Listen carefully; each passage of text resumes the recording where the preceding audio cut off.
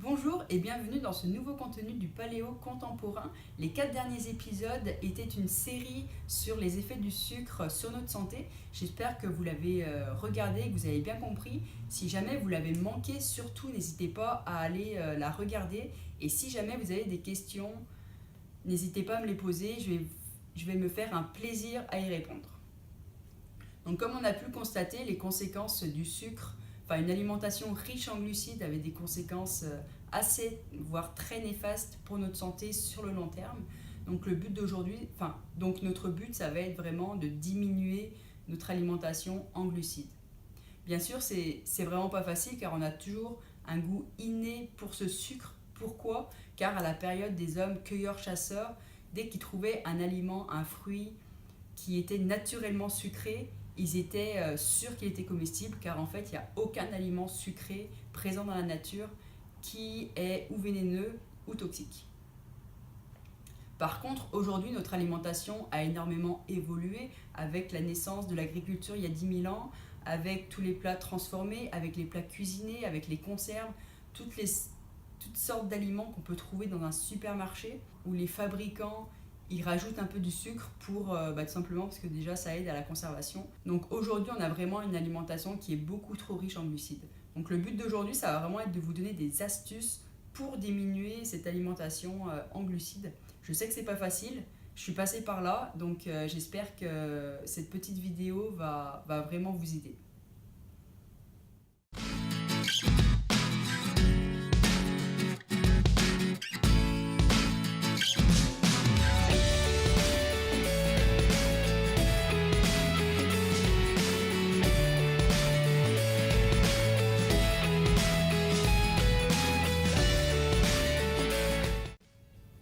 Le premier conseil que je pourrais vous recommander, c'est vraiment de faire cette transition d'alimentation à une alimentation pauvre en glucides en famille. Si jamais vous vivez en couple, demandez à votre conjoint, demandez à votre conjointe d'adopter aussi cette alimentation.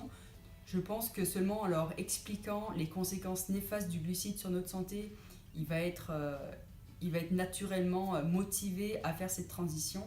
Si jamais vous avez des enfants, c'est pareil, expliquez-leur, ils peuvent comprendre. Et tous ensemble, ce sera beaucoup plus facile d'avoir une alimentation plus saine, on va dire.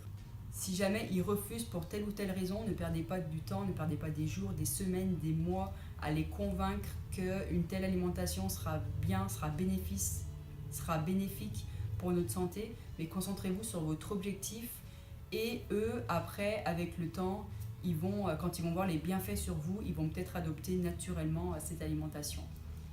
Par contre, le minimum qu'ils pourraient faire, que vous pouvez leur demander, c'est vraiment un soutien de leur part, surtout dans les premiers jours. Donc évitez de vous proposer des aliments riches en glucides, pauvres nutritionnellement parlant. Ne pas insister si jamais vous dites non pour quelque chose, évitez qu'ils redemandent « Ah, t'es sûr ?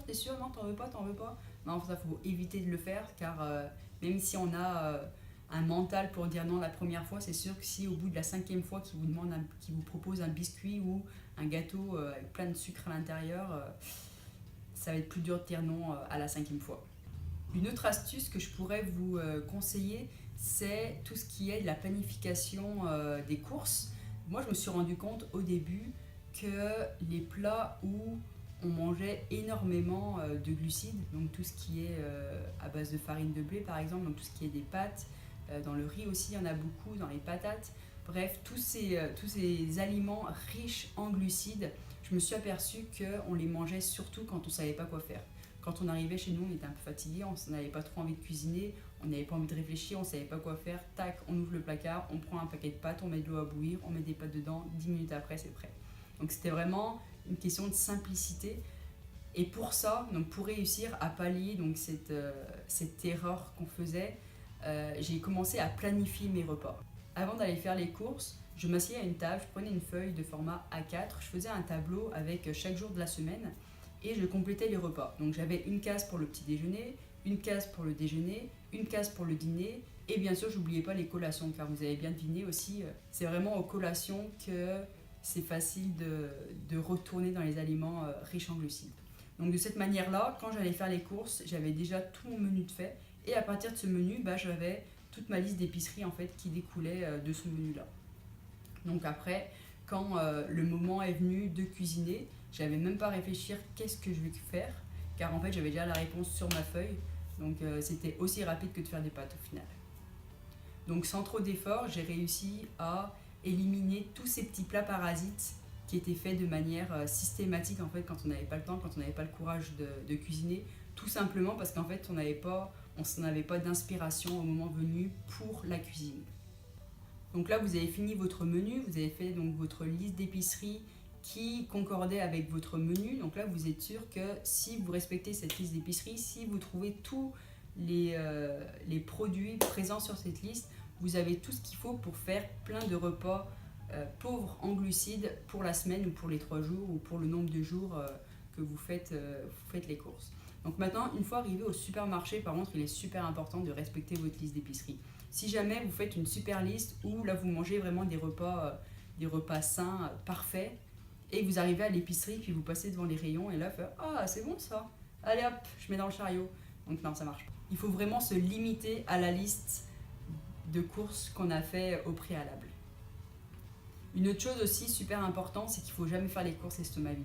Le meilleur moment pour aller faire les courses, c'est juste après un repas, que dès que vous sortez du petit déjeuner ou dès que vous sortez du déjeuner ou d'une collation, allez vite faire les courses. Comme ça, vous n'avez pas l'estomac vide, vous avez vraiment plus faim, car vous êtes rassasié normalement après votre repas, donc vous ne serez pas amené à acheter des cochonneries, car vous n'aurez pas de fringales, tout simplement. Et le fait de suivre donc, ces 2 conseils qui est de planifier ses repas à l'avance, donc de faire une liste d'épicerie qui se limite aux ingrédients nécessaires pour son menu et de ne pas faire les courses l'estomac vide, ça va vous amener à ne pas acheter du tout d'aliments riches en glucides, donc au final chez vous, vous n'en aurez pas. Donc même si vous avez une fringale à un moment donné, et ben vous n'allez pas pouvoir vous ruer sur ces aliments-là, car en fait il n'y en aura tout simplement pas. Donc vous allez trouver une alternative. Maintenant que vous avez fini de faire les cours, donc là vous allez rentrer chez vous, la journée va passer, et il va y arriver un moment où il va falloir se mettre à table. Donc là vous allez cuisiner, vous allez vous mettre à table, vous arrivez à la fin de votre plat chaud, et vous avez envie de finir votre plat par une petite note sucrée. Donc c'est vraiment à ce moment-là de fin de repas où notre envie de sucrer en fait est très présente. Donc c'est là où on risque de retomber vers les aliments riches en glucides. Donc pour éviter ça, j'ai trouvé une astuce au début, c'est de manger plus que nécessaire. Ça veut dire que, je m'explique, quand je mangeais mon plat chaud, je mangeais, en général je m'arrêtais à un certain moment, et là j'avais toujours un petit goût sucré. En fait je continuais à manger du salé, donc faire mon plat principal, et de cette manière j'étais tellement rassasiée que je pouvais vraiment plus rien manger, donc j'avais même plus envie d'un dessert. Donc ça c'est vraiment la solution que j'ai trouvée les premiers jours pour perdre cette habitude de finir sur une note sucrée chaque repas. C'est un peu comme, je sais pas si vous aimez ça, mais moi en tout cas j'adore ça, c'est la raclette, la tartiflette. Donc c'est vraiment des plats d'hiver qu'on fait vraiment pas toutes les semaines. En tout cas pour ma part, j'en fais pas toutes les semaines, j'en fais seulement de temps en temps. Donc je sais que quand je mange, je sais que je vais pas en remanger la semaine d'après. Et j'aime tellement ça que je mange. Et à la fin j'avais vraiment plus faim, là j'étais sur ma chaise et je pouvais plus bouger. C'est vraiment, je vous dis pas d'arriver à cet état-là à chaque fin de repas, mais c'est vraiment pour vous expliquer un peu la sensation. Moi je sais qu'après une raclette ou après une tartiflette, quand j'en mange, je suis tellement rassasiée, j'en ai tellement trop mangé, beaucoup trop mangé même, que j'avais vraiment pas envie d'une note sucrée à la fin. Vous auriez pu me mettre devant mon nez mon gâteau préféré bourré de sucre, tout ce que vous voulez. J'aurais pas craqué car en fait tout simplement j'ai l'impression que j'étais remplie jusque là quoi. Donc ça c'est une petite astuce aussi que je peux vous donner. Moi c'est vrai qu'au début j'ai eu énormément de difficultés à éviter cette note sucrée à la fin du repas car c'est vraiment une habitude qu'on avait pris. Et donc le fait de manger un peu plus au plat principal pour justement ne plus du tout avoir envie de dessert m'a énormément servi jusqu'à ce que mon envie de sucre diminue après quelques jours. Et bien sûr, quand vous êtes à table, si jamais votre entourage, votre famille, votre conjointe ou vos enfants n'ont pas accepté de jouer le jeu, d'essayer de faire cette transition vers une alimentation pauvre en glucides, demandez-leur si jamais eux ils mangent un dessert et vous savez que c'est pas un dessert bon pour vous, de leur demander surtout de ne pas vous le proposer et de leur demander de ne pas le manger devant vous. Donc vous, par exemple, vous pouvez sortir de table pendant qu'eux, ils mangent leur dessert, au moins les premiers jours, pour que justement, vous ne soyez pas tenté par par une rechute, on va dire. Et après, vous allez voir avec le temps que dès que vous allez voir quelqu'un manger un aliment pas très bon, pas très sain pour la santé, vous n'allez même plus en avoir envie. Moi, je sais qu'au début, je travaille dans un lieu public, on va dire, donc je passais souvent devant des Selecta. Vous savez, les grosses machines là où il y a plein de Kinder Bueno, des M&M's, des bouteilles de Coca, tout ça. Au début, quand je passais devant, les premiers jours, je me rappelle, je mangerais bien des trucs comme ça, ce serait vraiment bon. Et maintenant, je passe, bah, ça me fait ni chaud ni froid. Que la machine soit là ou pas là, il n'y a aucune, il y a aucune différence. Donc c'est vraiment les premiers jours qui sont vraiment importants. Enfin, les premiers jours, peut-être les premières semaines, ça dépend peut-être de chacun. Moi, je sais que ça a été quand même assez vite au niveau du sucre. Par contre, au début, comme je vous l'ai dit, c'était vraiment très très dur. Donc c'est pour ça qu'en adoptant ces petites astuces, ces petits conseils que je viens de vous dire, ça m'a énormément aidé. Donc j'espère que ça va vous aider aussi. Et bien sûr, j'ai gardé le meilleur conseil, en tout cas le conseil le plus important pour la fin, c'est qu'il faut y aller toujours progressivement. Si aujourd'hui votre alimentation est super riche en glucides, si vous mangez 3 fois par semaine au McDonald's, si vous mangez des gâteaux avec du sucre raffiné à chaque fin de repas, si vous mangez plein de paquets de gâteaux à vos collations, si jamais vous voulez vous arrêter du jour au lendemain, ça va pas être possible. En tout cas, ça va peut-être être possible, mais il va vraiment falloir un mental de feu. Et forcément, d'après moi, je pense fortement que si vous faites ça comme ça, à un moment donné, vous allez sentir une trop grosse privation, frustration, et là, vous allez faire une rechute énorme.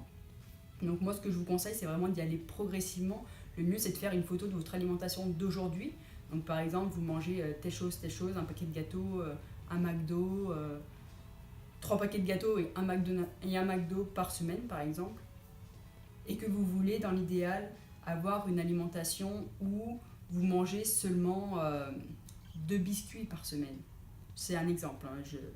C'est un exemple. Allez-y progressivement, ne passez pas de cette photo d'aujourd'hui à cette photo idéale du jour au lendemain. C'est pas possible. Allez-y progressivement. Donc par exemple, vous dites, je commence cette semaine, je vais diminuer un paquet de gâteaux. Donc c'est là où je vais faire dans mon menu pour les collations, je vais mettre des jours où je vais avoir des biscuits, où je vais avoir un paquet de gâteaux.